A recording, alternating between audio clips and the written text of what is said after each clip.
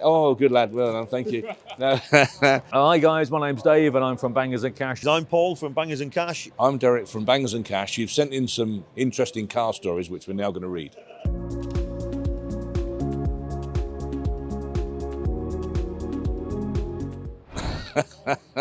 Oh, that's shocking, really. Yeah, you shouldn't have broken the rule. Oh, grim that, innit? Yeah. No, I must admit, I've mellowed a little bit, but really, yeah, we don't tend to eat and all the rest of it in a motor now, because it's just a mess, innit? You know. Do you know what? Every new car I get, it's a no food rule for about 6 to 9 months, and then it's like, oh, yeah, go on then. You know, then all of a sudden you pull into a McDonald's and it's raining, and you're like, yeah, okay. We all start off with good intentions, don't we? Yeah. Get in the lorry most of the time. I follow Dad. He's terrible. He'll drive along, munch. And so you go to the cab, and we all, unfortunately, we all share the trucks. And you go, and the first thing you got to do, empty everything out. Empty all his rubbish, bottles, pasty paper, wrappers.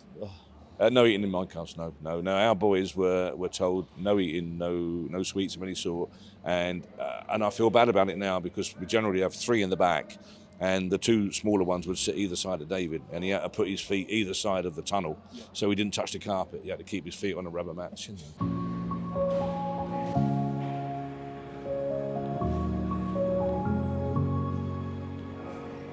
Yeah, absolutely. But what great fun. Brilliant car, MGBs. Everyone should have an MGB. And the GTE is so usable, far more usable than a Roadster, which is why she managed to get all them children in the car.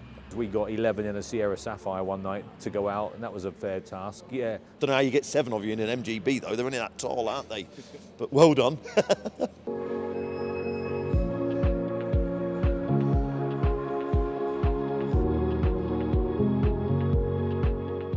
If you're going to park it up and just leave it in the corner of the garage, then it's going to deteriorate badly, just like mine did.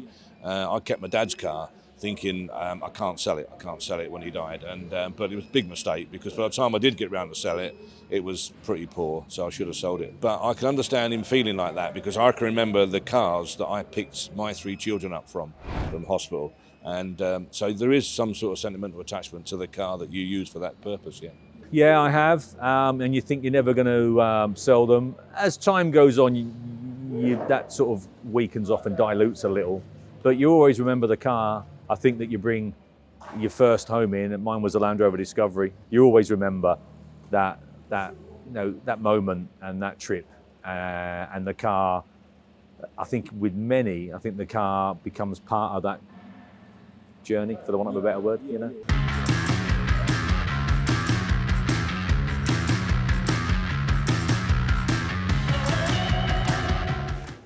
Yeah, I couldn't agree more. Yeah, fantastic car, Granada. I mean, you had the smaller one, obviously the 2 litre. Maybe it's a good job it wasn't a 3 litre, otherwise you might have got yourself in trouble with it. A 2 litre de Granada then was quite powerful. Now a 1 litre modern car would be just as quick, if not quicker. They had enough power, enough go, and enough comfort. They were a mile muncher. That's kind of how we would regard them, really. Getting them, do 200 mile before you had to stop. Lovely old car. Fantastic car, way ahead of their time, and absolute pleasure to drive.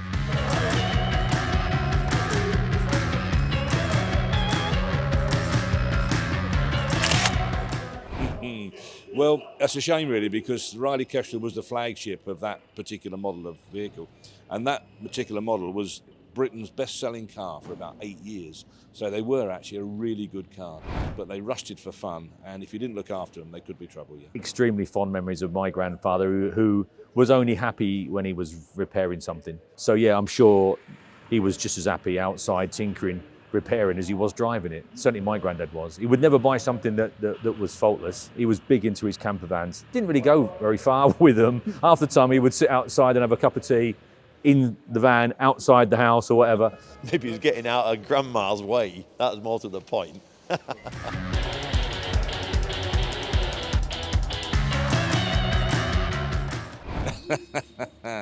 Well, I think they worried unnecessarily, because Morris Minor Travellers, I mean, they're bulletproof. They don't go wrong, as long as they're reasonably looked after.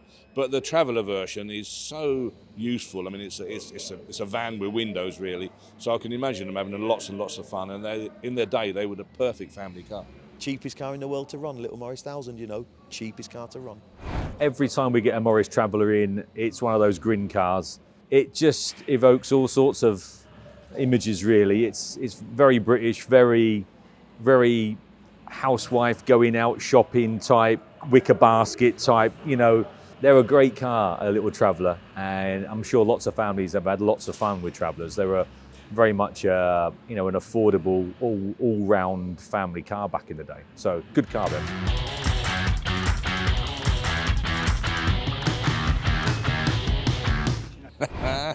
Well, I can just imagine that. I think that scenario has happened to most of us, I would imagine. I have a Fiverr. It was the back box that fell off because they had a ridiculous joint above the back axle that used to corrode, and the box just dropped to the floor. They've come on a lot in popularity over the last 2 or 3 years. They've gone from being like scrap value to being worth, you know, a reasonable amount of money. If he was that useless, she maybe should have given him the elbow and got someone else, didn't she, really?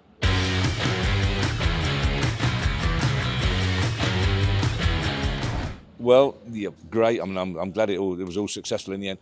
But I wouldn't mind betting that guy was a motor trade man, because we didn't keep much fuel in Cortinas or any car come to that, because you may sell it the next day. So there's no point filling it up and then selling it with a full tank, because it was a lot of money. So I can imagine that happening. I mean, it's, you know, the story hasn't happened to me, but the running out of petrol has often happened. Do you know what? Father is the world's worst. He'll run everything on a pint of fuel. All our lives, you get in a lorry to go somewhere, no diesel. He'll spend all day out in the cab, and then you'll go to it either that night or in the morning, no fuel. And me and Dave are a little bit the opposite. We will fill up with fuel on the way in, and I want to be able to get in my lorry and go. So I can relate to that. Yeah, frustrating is the word.